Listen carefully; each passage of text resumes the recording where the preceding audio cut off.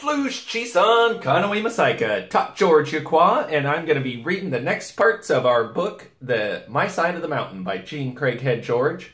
But before we get started, let's go ahead and take care of our housekeeping measures.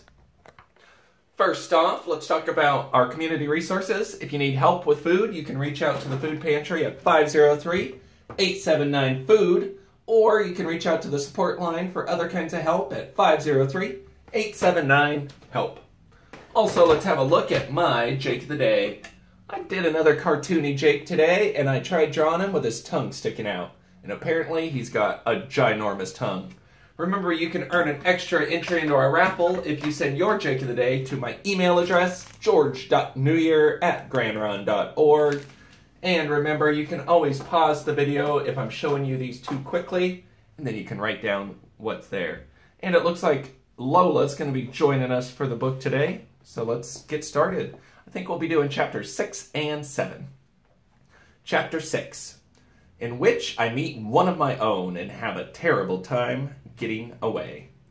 Lola, I didn't know you would be here, or I would have lowered the camera. Let's lower the camera for the fans. You guys should reach out to me and let me know who's your favorite, Jake or Lola. Are you coming? I just put the camera down for you, you goof. So again, chapter 6. In which I meet one of my own kind and have a terrible time getting away. 5 notches into June, my house was done. Don't forget the notches are on his calendar. I could stand in it, lie down in it, and there was room left over for a stump to sit on. On warm evenings, I would lie on my stomach and look out the door and listen to the frogs and nighthawks. And hope it would storm so that I could crawl into my tree and be dry. I had gotten soaked during a couple of May downpours, and now that my house was done, I wanted the chance to sit in my hemlock and watch a cloud burst wet everything but me. This opportunity didn't come for a long time. It was dry. One morning, I was at the edge of the meadow. I had cut down a small ash tree and was chopping it into the lengths of about 18 inches each. This was the beginning of my bed that I was planning to work on after supper every night. With the golden summer upon me, food was much easier to get, and I actually had several hours of free time after supper in which to do other things. I had been eating frogs' legs, turtles, and best of all, an occasional rabbit. My snares and traps were set now. Furthermore, I had a good supply of cattail roots I had dug in the marsh. If you ever eat cattails, be sure to cook them well. Otherwise, the fibers are tough, and they take more chewing to get the starchy food from them than they are worth. However, they taste just like potatoes after you've been eating them a couple of weeks, and to my way of thinking, are extremely good. Well, anyway, that summer morning, when I was gathering material for a bed, I was singing and chopping and playing a game with a raccoon I had come to know. He had just crawled in a hollow tree and had gone to bed for the day when I came to the meadow. From time to time, I would tap on his tree with my axe, and he would hang his sleepy head out, snarl at me, close his eyes, and slide out of sight. The third time I did this, I knew something was happening in the forest. Instead of closing his eyes, he pricked up his ears and his face became drawn and tense. His eyes were focused on something down the mountain. I stood up and looked. I could see nothing. I squatted down and went back to work. The raccoon dove out of sight. Now, what's got you all excited, I said, and I tried once more to see what he had seen. So here's a quick picture of Sam's snare. So he pulls down the sapling, so it's kind of like at an arch. So if you let go, it whips really hard. And he ties a string to the end of it and somehow makes a little trap. So that way, when the animal walks in, it grabs onto this and squishes in with the rope, and a knot closes around the animal and pulls this stick out of the ground and woof, whips it up, and dinner is hanging from a tree. I finished the posts for the bed and was looking around for a bigger ash to fell and make slats for the springs when I nearly jumped out of my shoes. Now what are you doing up here all alone? It was a human voice. I swung around and stood face to face with a little old lady in a pale blue sunbonnet and a loose brown dress. "Oh gosh," I said, "don't scare me like that. Say one word at a time. Don't scare me like that. Say one word at a time until I get used to a human voice." I must have looked frightened because she chuckled, smoothed down the front of her dress, and whispered, "Are you lost?" "Oh no, ma'am," I stuttered. "Then a little fellow like you should not be all alone, way up here on this haunted mountain." "Haunted?" said I. "Yes, indeed. There's an old story. Says there are little men up here who play ninepins right down in that gorge in the twilight." She peered at me. "Are you one of them?" "Oh, no, I said. "I read that story. It's just make-believe."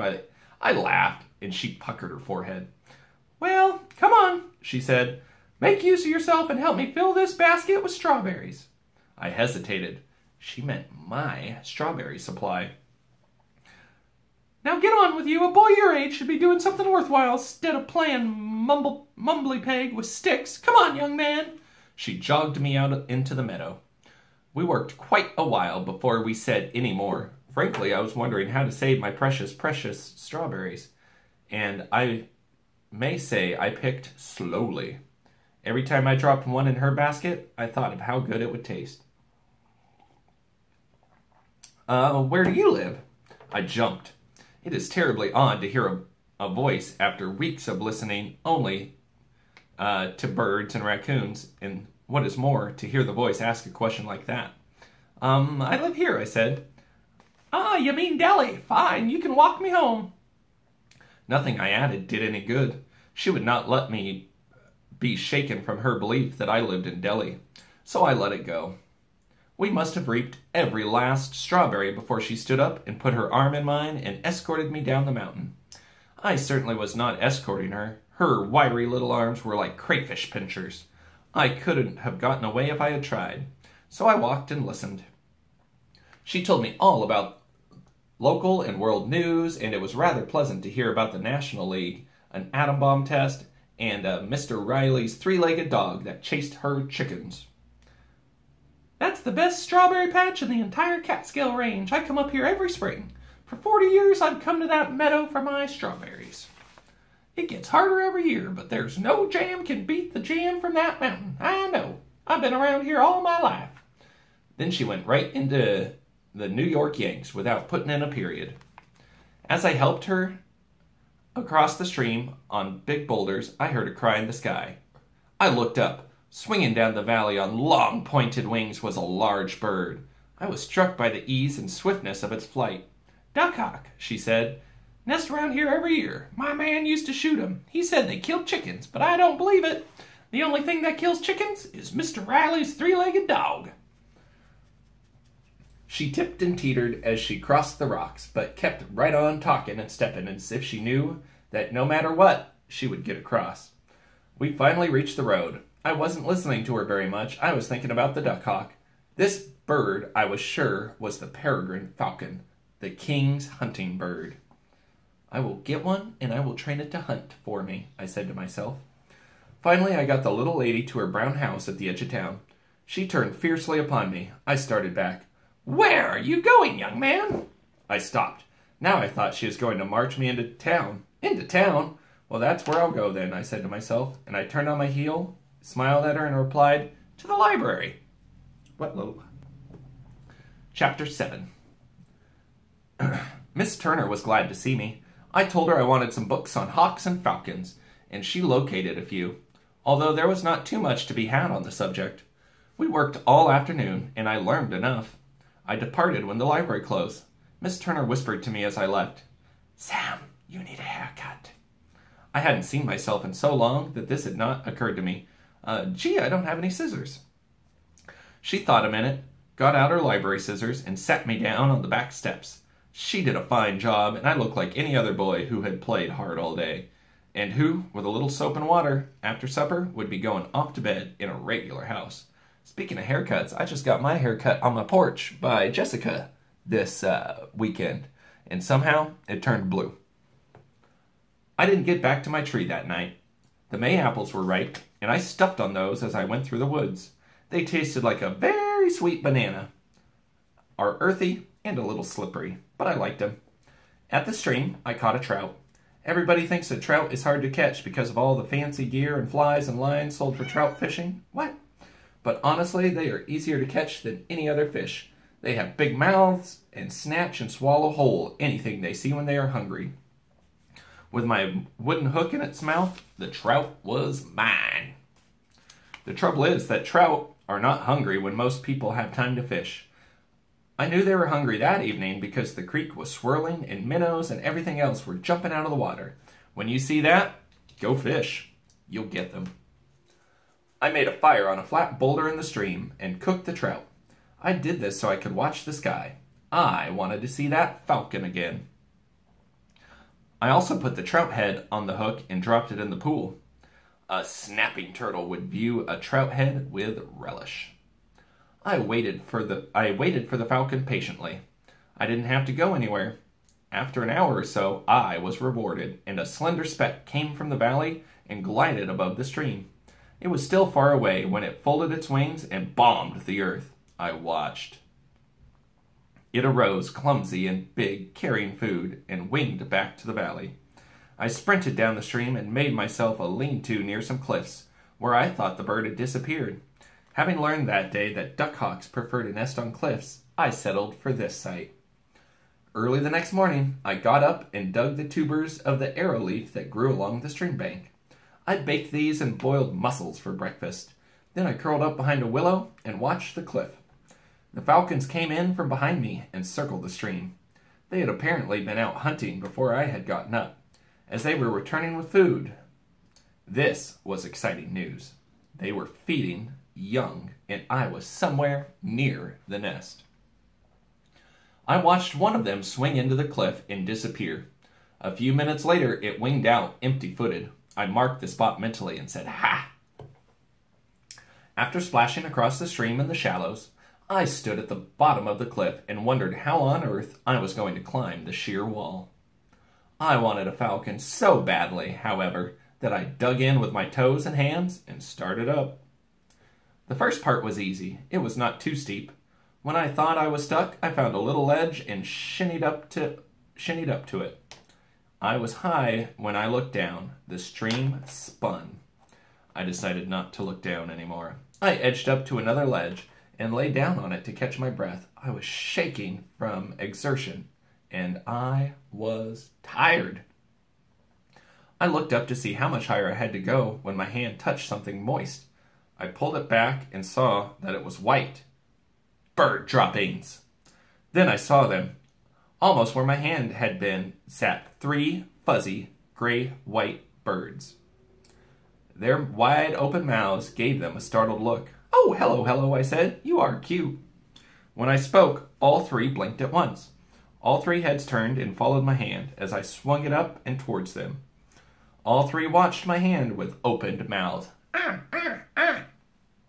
They were marvelous, I chuckled, but I couldn't reach them.